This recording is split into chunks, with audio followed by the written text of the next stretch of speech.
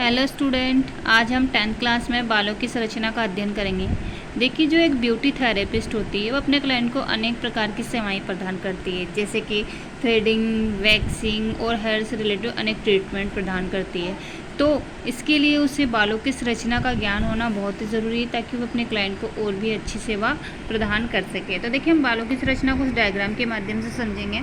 देखिए, जो आपके हेयर्स होता है वो हेयर दिखता है इतना बारीक है, लेकिन उस हेयर के दो भाग होते हैं और 3 लेयर्स होती है। तो देखिए, भाग कौन कौन से होते हैं आपके, आप यहाँ देखिए। तो देखिए, वो भाग कौन कौन से होते हैं। तो देखिए, जो बाल होता है वो 2 भागों में डिवाइड होता है। 2 भाग कौन कौन से, देखिए आप, एक भाग होता है हेयर सॉफ्ट और एक भाग होता है हेयर रूट। यानी कि जो स्किन से ऊपर निकला हुआ बाल का हिस्सा होता है वो तो हेयर सॉफ्ट कहलाता है, और जो स्किन के अंदर का भाग होता है वो हेयर रूट कहलाता है। अब देखिए, बालों में 3 लेयर्स होती है। तो 3 लेयर्स कौन कौन सी होती है, तो आप यहाँ देखिए, बालों में 1, 2 और 3 लेयर होती है। देखिए, ये सबसे पहले लेयर होती है, ठीक है। इस लेयर का नाम होता है क्यूटिकल लेयर। तो ये क्यूटिकल लेयर जो होती है वो, ये देखिए, हेयर की सबसे बाहरी परत होती है, और बाहरी परत होने के साथ साथ ही ये जो अंदर की लेयर्स होती है उसे सुरक्षा प्रदान करती है, यानी एक कवच के रूप में कार्य करती है क्यूटिकल लेयर्स, ठीक है। जैसे कि आप जो ये शैम्पू वगैरह करते हो या फिर मेहंदी वगैरह लगाते हो, तो डायरेक्ट कौन सी परत पे आती है, क्यूटिकल लेयर्स पे आता है। नेक्स्ट देखिए, क्यूटिकल के बाद जो नेक्स्ट लेयर होती है वो कोटेक्स लेयर होती है। कोटेक्स लेयर बहुत महत्वपूर्ण पार्ट होता है और क्यूटिकल लेयर की नेक्स्ट परत होती है। और कोटेक्स लेयर में ही जो तेलीय ग्रंथियाँ वगैरह होती है वो सब चीज़ें कोटेक्स लेयर में ही होती है। नेक्स्ट देखिए, कोटेक्स के बाद जो लेयर होती है वो होती है मेडुला होती है, और मेडुला बाल का बहुत ही महत्वपूर्ण पार्ट होता है, और इसे बालों की अस्थि मज्जा भी कहा जाता है, क्योंकि ये बालों का मेन ढांचा होता है, और जो बालों का जो कलर होता है वो इस मेडुला पे डिपेंड करता है, क्योंकि बालों को जो कलर प्रदान करने वाला पिगमेंटेशन होता है वो मेडुला में स्थित होता है। यानी कि जो मेलानोसाइट्स जो स्त्राव करता है मेलानिन, वह किस में होता है, मेडुला में होता है, जिससे बालों का कलर का निर्धारण होता है, ठीक है।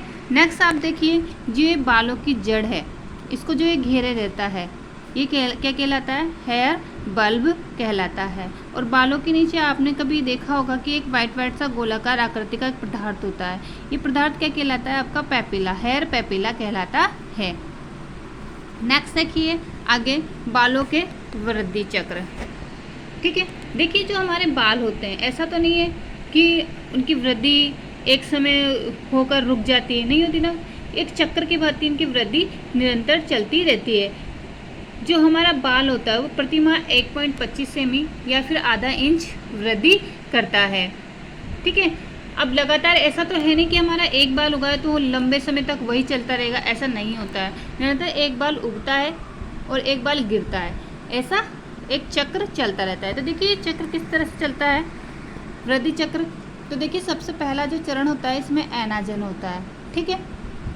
दूसरा चरण होता है कैटाजन, तीसरा चरण होता है टेलोजन, और चौथा चरण होता है एक्सोजन। तो देखिए, हम इस डायग्राम के माध्यम से समझ सकते हैं। तो देखिए, ये बाल है, ये एनाजन चरण में है। देखिए, ये जड़ है, ये एनाजन चरण में। तो एनाजन क्या होता है कि बालों का विकास का चरण से कहा जाता है। ये इसमें जो बाल होता है वह बहुत ही तेज गति से वृद्धि करता है, ठीक है।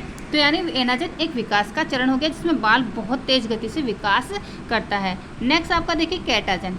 कैटाजन का जो चरण होता है वो 2 सप्ताह तक चलता है, और कैटाजन का चरण क्या होता है कि जो इसमें बाल होता है वो अपने चरण में परिवर्तन करता है, एक रोमकूप से दूसरे में परिवर्तन करता है। तो देखिए, इसमें क्या होती है, वृद्धि तो होती है, पर वृद्धि कैसी होती है, धीमी गति से वृद्धि होती है, ठीक है। नेक्स्ट देखिए टेलोजन।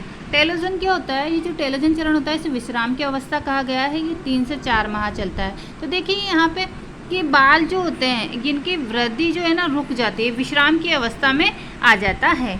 नेक्स्ट देखिए एक्सोजन। एक्सोजन ये जो चरण होता है सबसे लास्ट चरण होता है, और इसमें क्या होता है कि जो बाल होता है वह झड़ जाता है और उसकी जगह पर एक नया बाल आ जाता है। तो वो कौन सा चरण कहलाता है, आपका एक्सोजन चरण कहलाता है। तो देखिए, इस डायग्राम में देखिए, ये एनाजन है, यहाँ पे बाल बहुत तीव्र गति से वृद्धि कर रहा है, ठीक है। यहाँ पे देखिए, यहाँ निकला ही है।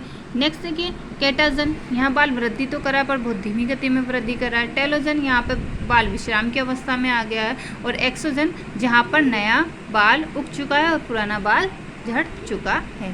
धन्यवाद।